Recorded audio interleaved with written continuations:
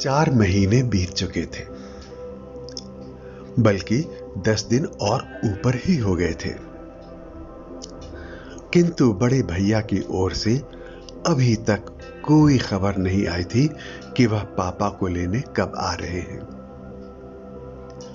यह कोई पहली बार नहीं था कि बड़े भैया ने ऐसा किया हो।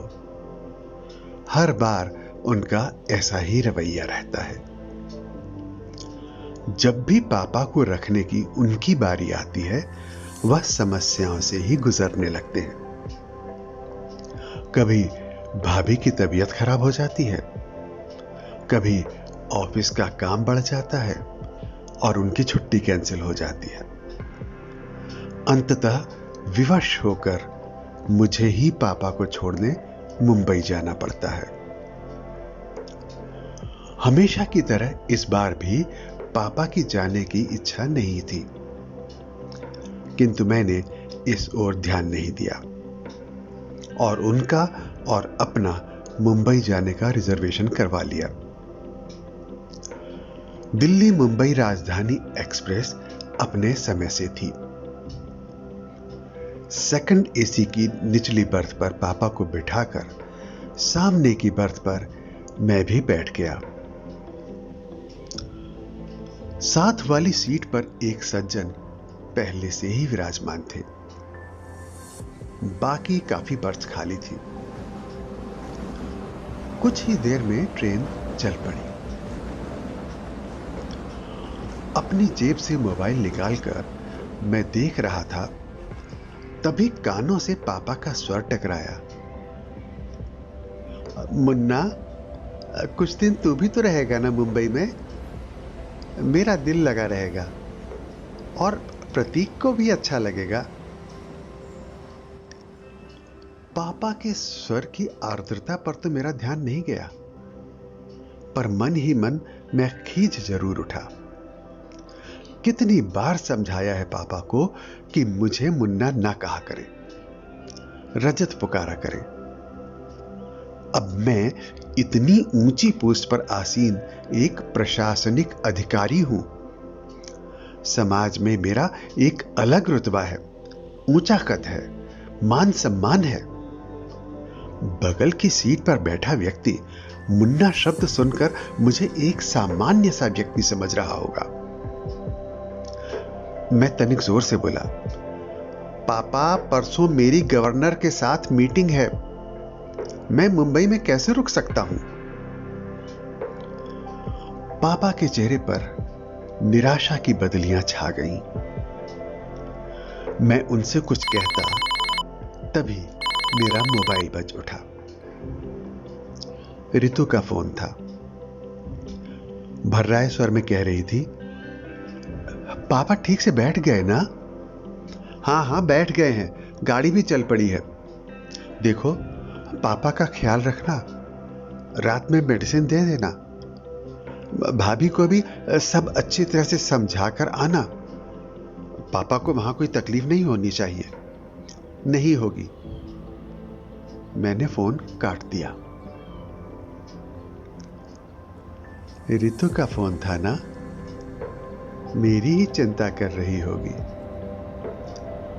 पापा के चेहरे पर वात्सल्य उमड़ आया था। रात में खाना खाकर पापा सो गए। थोड़ी देर में गाड़ी कोटा स्टेशन पर रुकी और यात्रियों के शोरगुल से हड़कंप सा मच गया। तभी कंपार्टमेंट का दरवाजा खोलकर जो व्यक्ति अंदर आया, उसे देख मुझे बेहद आश्चर्य हुआ। मैं तो सोच भी नहीं सकता था कि रमा शंकर से इस तरह से ट्रेन में मुलाकात हो जाएगी। एक समय रमा शंकर मेरा पड़ोसी और सहपाठी था। हम दोनों के बीच मित्रता कम और नंबरों को लेकर प्रतिस्पर्धा अधिक रहती थी। हम दोनों ही मेहनती और बुद्धिमान भी थे, किंतु न जाने क्या बात थी कि मैं चाहे कितना भी परिश्रम ना कर लूं, बाजी सदैव रमा शंकर के हाथ में ही लगती थी। शायद मेरी ही एकाग्रता में कमी थी। कुछ समय पश्चात पापा ने शहर के पॉश एरिया में मकान बनवा लिया। मैंने भी कॉलेज चेंज कर लिया और इस तरह रमाशंकर और मेरा साथ छूट गया था। 2 माह पूर्व ही एक सुबह मैं अपने ऑफिस पहुंचा।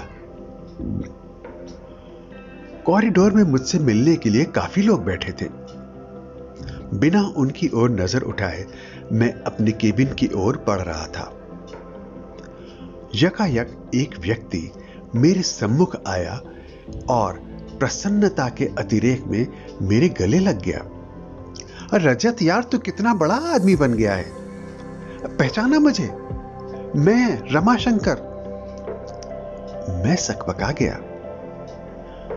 फीकी सी मुस्कुराहट मेरे चेहरे पर आकर विलुप्त हो गई। इतने लोगों के सम्मुख उसका यह अनौपचारिक व्यवहार मुझे खल रहा था।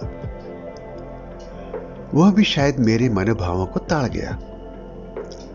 तभी तो एक लंबी प्रतीक्षा के उपरांत जब वह मेरे केबिन में दाखिल हुआ तो समझ चुका था कि वह अपने सहपाठी से नहीं बल्कि एक प्रशासनिक अधिकारी से मिल रहा था। उसका मुझे सर कहना मेरे अहंग को संतुष्ट कर गया। यह जानकर कि वह बिजली विभाग में महज एक क्लर्क है जो मेरे समक्ष अपना तबादला रुकवाने की गुजारिश लेकर आया है, मेरा सीना अभिमान से चौड़ा हो गया। कॉलेज के प्रिंसिपल और टीचर्स तो क्या, मेरे सभी कलीग्स भी यही कहा करते थे कि एक दिन रमाशंकर बहुत बड़ा आदमी बनेगा। आज मैं कहां और वो कहां। पिछली स्मृतियों को पीछे धकेल मैं वर्तमान में पहुंचा तो देखा रमाशंकर ने अपनी वृद्ध मां को साइड की सीट पर लिटा दिया और स्वयं उनके करीब बैठ गया। एक उड़ती सी नजर उस पर डाल मैंने अखबार पर आंखें गड़ा दी। तभी रमाशंकर बोला, नमस्ते सर। मैंने तो देखा ही नहीं कि आप बैठे हैं। मैंने नम्र स्वर में पूछा, कैसे हो रमाशंकर? ठीक हूं सर। कोटा कैसे आना हुआ? छोटी बुआ की बेटी की शादी में आया था सर। अब मुंबई जा रहा हूं। शायद आपको याद होगा, मेरा एक छोटा भाई था। छोटा भाई? हाँ, याद आया। क्या नाम था उसका? मैंने स्मृति पर जोर डालने का उपक्रम किया, जबकि मुझे अच्छी तरह याद था कि उसका नाम देवेश था। सर, आप इतने ऊंचे पद पर हैं, आए दिन हजारों लोगों से मिलते हैं, आपको कहां याद होगा? देवेश नाम है उसका सर। पता नहीं उसने मुझ पर व्यंग्य किया था या साधारण रूप से ही कहा था। फिर भी मेरी गर्दन कुछ तन सी गई। उस पर एहसान सा लादते हुए मैं बोला, देखो रमाशंकर, ये मेरा ऑफिस नहीं है, इसलिए सर कहना बंद करो और मुझे मेरे नाम से पुकारो।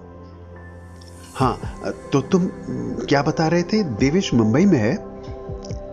हाँ रजत, उसने वहां मकान खरीदा है। 2 दिन पश्चात उसका गृह प्रवेश है।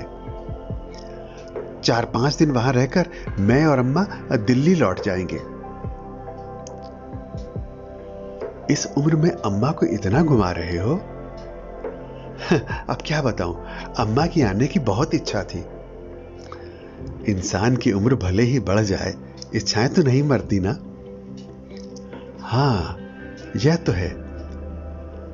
पिताजी कैसे हैं?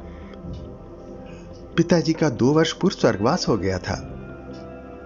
अम्मा ये दुख झेल नहीं पाई और उन्हें हार्ट अटैक आ गया था। बस तभी से वह बीमार रहती हैं। अब तो अल्जाइमर भी बढ़ गया है। अच्छा, तब तो उन्हें संभालना भी मुश्किल होता होगा। क्या करते हो? 6-6 महीने दोनों भाई रखते होगे? ऐसा पूछकर मैं शायद अपने मन को तसल्ली दे रहा था। आशा के विपरीत रमाशंकर बोला, नहीं नहीं, मैं तो ऐसा सोच भी नहीं सकता। अम्मा तो शुरू से ही दिल्ली में रही हैं।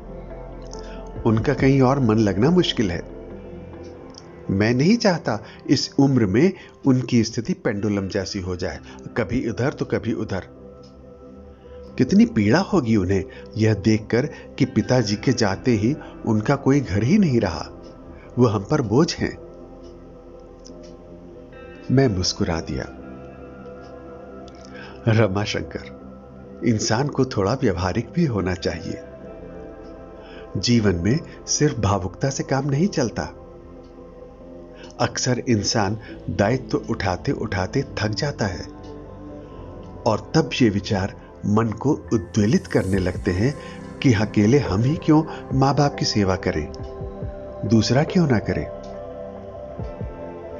पता नहीं रजत, मैं तो जरा पुराने विचारों का इंसान हूं। मेरा तो यह मानना है कि हर इंसान की करनी उसके साथ है। कोई भी काम मुश्किल तभी लगता है जब उसे बोझ समझकर किया जाए। मां बाप क्या कभी अपने बच्चों को बोझ समझते हैं? आधे अधूरे कर्तव्यों में कभी आस्था नहीं होती। रजत मात्र औपचारिकता होती है। और सबसे बड़ी बात, जाने अनजाने हमारे कर्म ही तो संस्कार बनकर हमारे बच्चों के द्वारा हमारे सम्मुख आते हैं। समय रहते यह छोटी सी बात इंसान की समझ में आ जाए तो उसका बुढ़ापा भी संवर जाए। उसकी बातें सुन मुझे ऐसा लगा मानो रमाशंकर ने मेरे मुख पर जोरदार तमाचा जड़ दिया हो।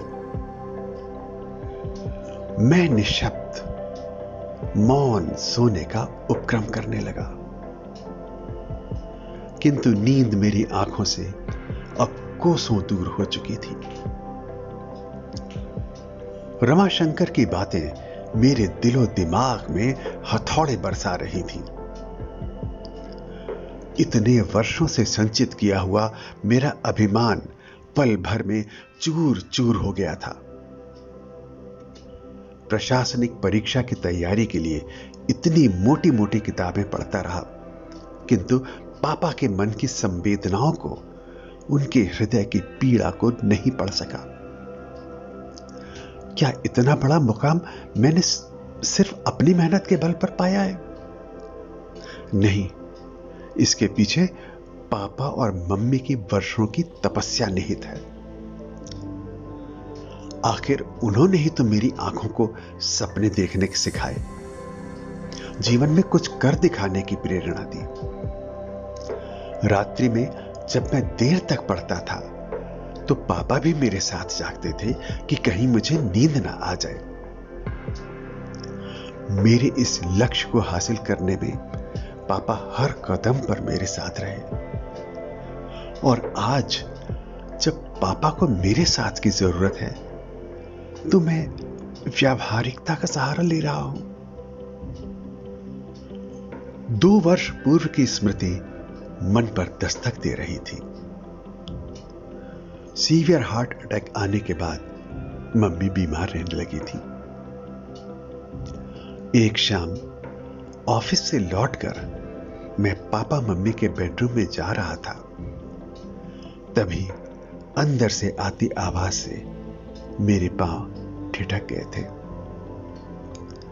मम्मी पापा से कह रही थी,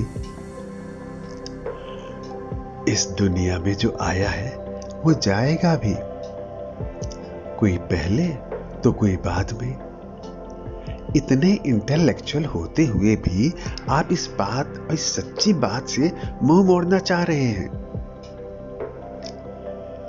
मैं क्या करूं पूजा, तुम्हारे बिना अपने अस्तित्व की कल्पना भी मेरे लिए कठिन है। कभी सोचा है तुमने कि तुम्हारे बाद मेरा क्या होगा? पापा का कंठ अवरुद्ध हो गया था, किंतु मम्मी तनिक भी विचलित नहीं हुई और शांत स्वर में बोली थी,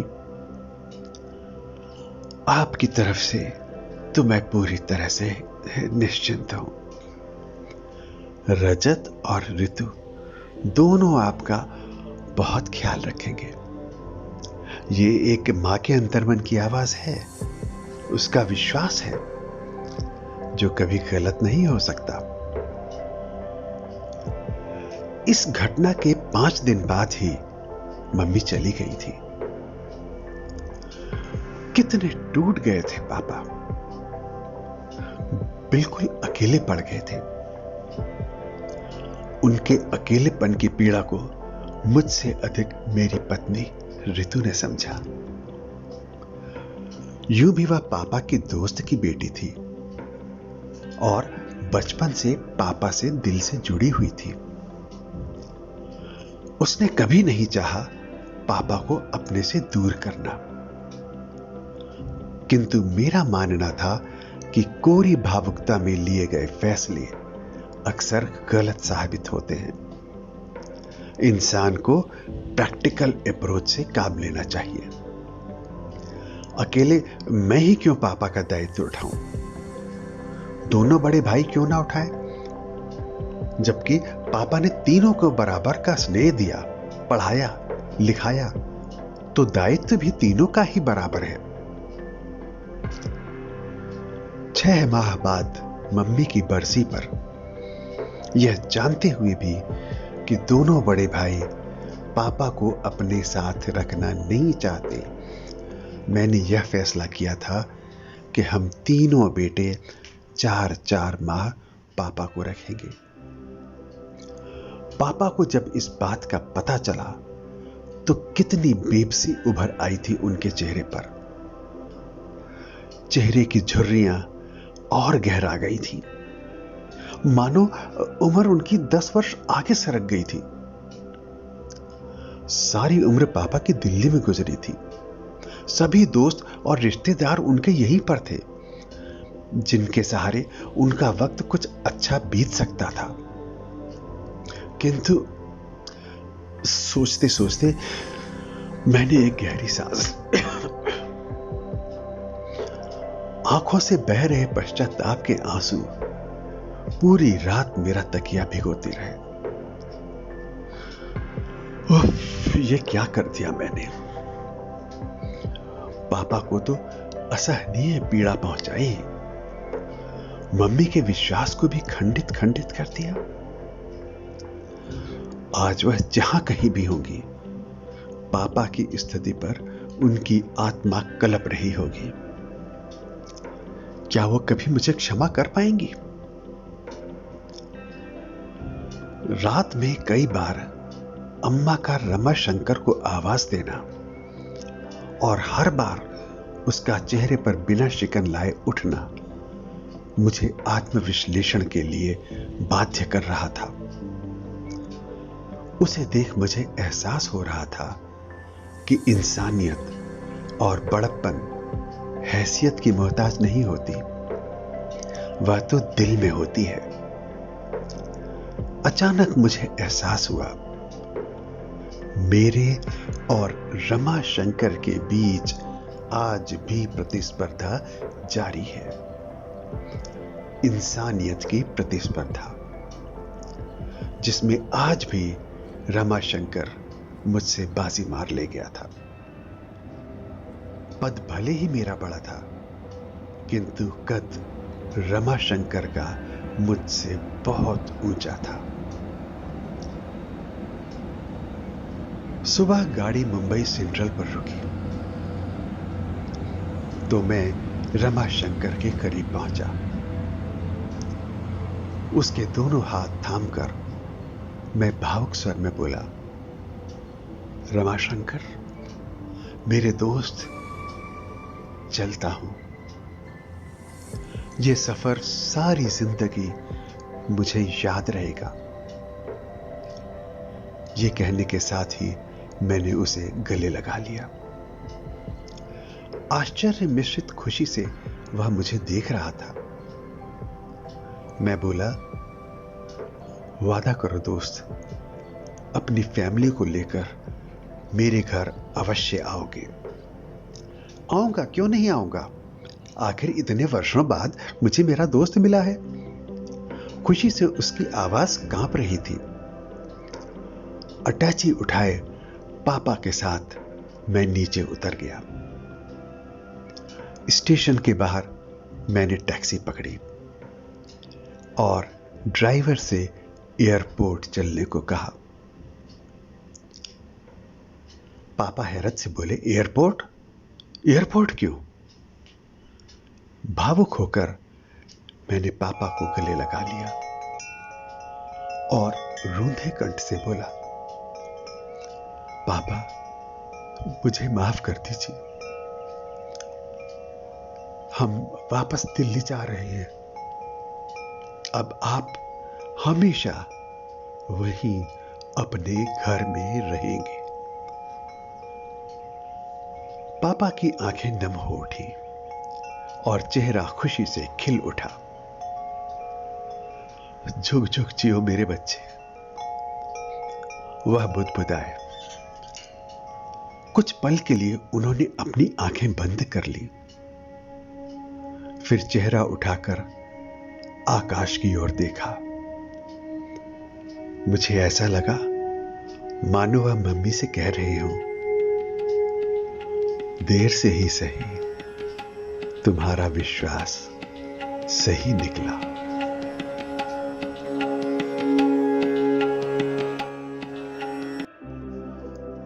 दोस्तों, उम्मीद है आपको ये कहानी पसंद आई होगी। ऐसी ही और कहानियों के लिए मेरे चैनल को सब्सक्राइब करना न भूलें। इस वीडियो को लाइक करें और अपने मित्रों से शेयर भी करें। आपके बहुमूल्य सुझाव कमेंट बॉक्स के माध्यम से आमंत्रित हैं। धन्यवाद।